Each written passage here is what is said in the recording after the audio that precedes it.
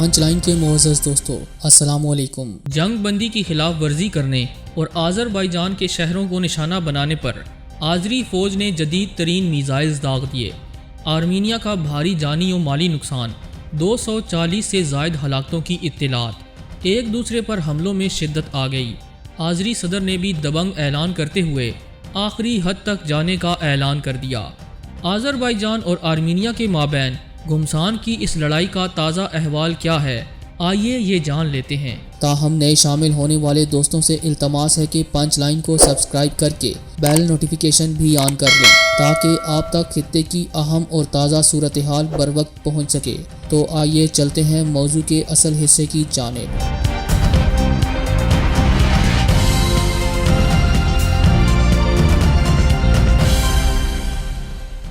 معزز خواتین و حضرات، یقیناً آپ اس بات سے واقف ہوں گے کہ اس وقت آذربائیجان اور آرمینیا کے فوجی دستوں کے مابین نگورنو کاراباخ کے تنازع پر شدید جھڑپیں جاری ہیں۔ دوسرا بڑا آذری شہر گنجا بھی آرمینیائی حملوں کی زد میں ہے، جبکہ ترکی نے آذری شہری علاقوں پر حملوں کی مذمت کی ہے۔ آذربائیجان کے دارالحکومت باکو سے ملنے والی حالیہ رپورٹس کے مطابق دونوں حریف ہمسایہ ممالک کی فورسز کے مابین گزشتہ روز بھی شدید جھڑپیں ہوئیں، جن میں آرمینیائی فوج کو بھاری نقصان اٹھانا پڑا۔ جھڑپوں کے دوران آذری دستوں کی طرف سے نگورنو کاراباخ کے مرکزی شہر سٹیپانا کیرٹ پر بھی شدید حملے کیے گئے، جس نے کشیدگی میں مزید اضافہ کر دیا ہے۔ چند سال کے وقفے کے بعد نگورنو کاراباخ پر قبضے کی جنگ کے دونوں فریقوں کے مابین چند روز قبل دوبارہ شروع ہونے والی لڑائی میں اطراف کے فوجیوں، جنگجوؤں اور عام شہریوں سمیت اب تک 800 سے زائد افراد مارے جا چکے ہیں۔ اسی دوران آرمینیا نے بھی تصدیق کر دی ہے کہ نگورنو کاراباخ میں آذری دستوں کے بڑے حملوں میں اب تک 51 علیحدگی پسند آرمینیائی جنگجو مارے جا چکے ہیں، جبکہ اطلاع یہ بھی ہے کہ تازہ حملے میں آرمینیا کے 250 سے زائد فوجی ہلاک ہوئے۔ گزشتہ روز ہونے والی جنگ بندی کے فوری بعد آرمینیا نے خلاف ورزی کی، جس پر آذربائیجان کی فوج نے سخت رد عمل دیتے ہوئے آرمینیا پر بڑا حملہ کر دیا۔ معزز دوستو، تازہ ترین اطلاعات کے مطابق آذری فوج کے تابڑ توڑ حملوں سے پریشان ہو کر کاراباخ کے ایک گاؤں سے آرمینی فوج بھاگ کھڑی ہوئی اور یہ علاقہ بھی آذری فوج نے قبضے میں لے لیا ہے۔ جبکہ ایک خبر یہ ہے کہ گزشتہ روز آذری فوج نے آرمینیا کے اہم ترین علاقے پر جدید ترین ٹوشکایو ٹیکنیکل میزائلوں سے حملہ کیا، جس نے تباہی مچا دی اور آرمینیائی فوج ششدر رہ گئی کہ اس قدر جدید ٹیکنالوجی آخر آذربائیجان نے کیسے حاصل کی۔ اس حملے کے بعد آذری صدر نے زبردست بیان دیتے ہوئے عالمی دنیا سمیت آرمینیا اور اس کے اتحادیوں کو بڑا پیغام دیا ہے۔ آذربائیجان کے صدر نے کہا ہے کہ آرمینیا کے ساتھ مل کر سیاسی حل کی تلاش شروع کر دی ہے، لیکن جنگ جاری رہے گی اور اپنا حق حاصل کرنے کے لیے آخری حد تک جائیں گے۔ برطانوی خبر رساں ادارے سے گفتگو کرتے ہوئے الہام علیوف نے کہا کہ اگرچہ دونوں ممالک سیاسی حل کی کوششیں شروع کر چکے ہیں، تاہم جنگ جاری رہے گی۔ انہوں نے یہ بھی واضح کیا کہ ہم اپنا حق حاصل کرنے کے لیے آخری حد تک جائیں گے، جبکہ دوسری جانب آرمینیا کی وزارت دفاع کی جانب سے جاری کردہ بیان میں کہا گیا ہے کہ آذربائیجان نے جنگ بندی کے اعلان کے 5 منٹ بعد ہی دوبارہ سے حملے شروع کر دیے تھے اور کاراباخ میں موجود دشمن فوجیں اس کی حدود میں گولہ باری کر رہی ہیں۔ ریڈ کراس کی جانب سے لاشوں کے تبادلے کا انتظام مکمل ہونے تک جنگ بندی برقرار رہنی چاہیے۔ ہمیں امید ہے کہ ہم جلد مزید علاقہ حاصل کر لیں گے۔ یہی نہیں، آذربائیجان کے دوسرے سب سے بڑے شہر گنجا پر حملے کیے جانے کے بعد آذری صدر الہام علیوف کے ایک مشیر نے خبردار کرتے ہوئے کہا ہے کہ آرمینیا میں وہ تمام عسکری اہداف تباہ کر دیے جائیں گے جہاں سے گنجا پر راکٹ حملے کیے گئے۔ یہی وجہ ہے کہ آذربائیجان نے تازہ حملوں میں دنیا کے جدید ترین راکٹس استعمال کیے۔ ٹوشکایو ٹیکنیکل نامی یہ ٹیکنالوجی انتہائی خطرناک ہوتی ہے، جو بڑے پیمانے پر تباہی پھیلانے کی صلاحیت رکھتی ہے۔ معزز دوستو، واضح رہے کہ دونوں ممالک کے درمیان کاراباخ کے علاقائی تنازع پر شروع ہونے والے مسلح تصادم کے بعد روس نے جنگ بندی کے لیے کاوشوں کا آغاز کیا تھا۔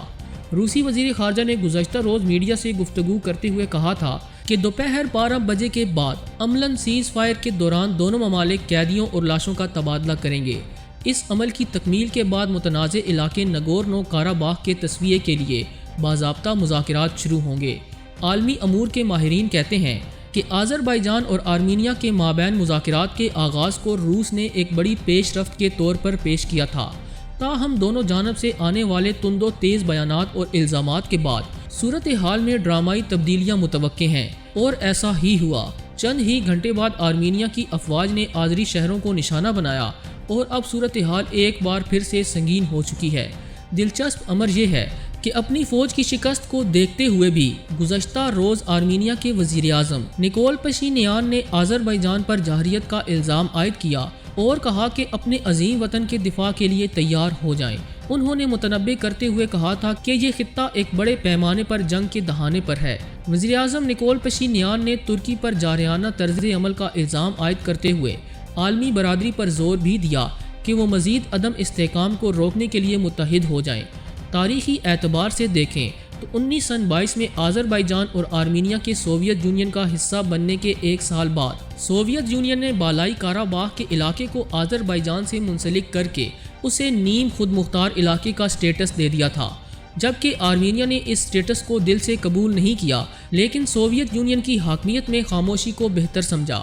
80 کی دہائی میں سوویت یونین کے انہدام کے بعد کاراباخ میں آباد آرمینی اکثریت جو کہ 70% کے لگ بھگ تھی، اس نے آذربائیجان سے علیحدگی اور آزادی کا مطالبہ کر دیا، جس پر 18 اکتوبر 1987 میں علاقے میں جھڑپوں کا سلسلہ شروع ہوا۔ آرمینی اکثریت نے آذری اقلیت کو علاقے سے نکال باہر کیا اور آذری ترک اپنی ہی سرزمین سے ہجرت کرنے پر مجبور ہو گئے۔ معزز خواتین و حضرات، 1991 میں سوویت یونین سے اپنی آزادی کا اعلان کرنے والے ملک آذربائیجان نے کاراباخ کے نیم خود مختار سٹیٹس کو ختم کرتے ہوئے اسے اپنا حصہ بنا لیا، جبکہ 10 دسمبر 1991 کو کاراباخ کی علاقائی اسمبلی نے ریفرنڈم کرواتے ہوئے اپنی آزادی کا اعلان کر دیا تھا۔ 1992 میں اپنی آزادی کا اعلان کرنے والا ملک آرمینیا واحد ملک تھا جس نے کاراباخ کی آزادی کے اعلان کو قبول کیا۔ اس کے بعد جھڑپوں کا نہ ختم ہونے والا سلسلہ شروع ہو گیا اور آرمینی دستوں نے 1992 میں ہوجہ ایلی نامی شہر میں سینکڑوں آذری باشندوں کو ہلاک کر دیا اور اپنی سرحدوں سے ملنے والے آذربائیجان کے علاقے پر بھی قبضہ کر لیا۔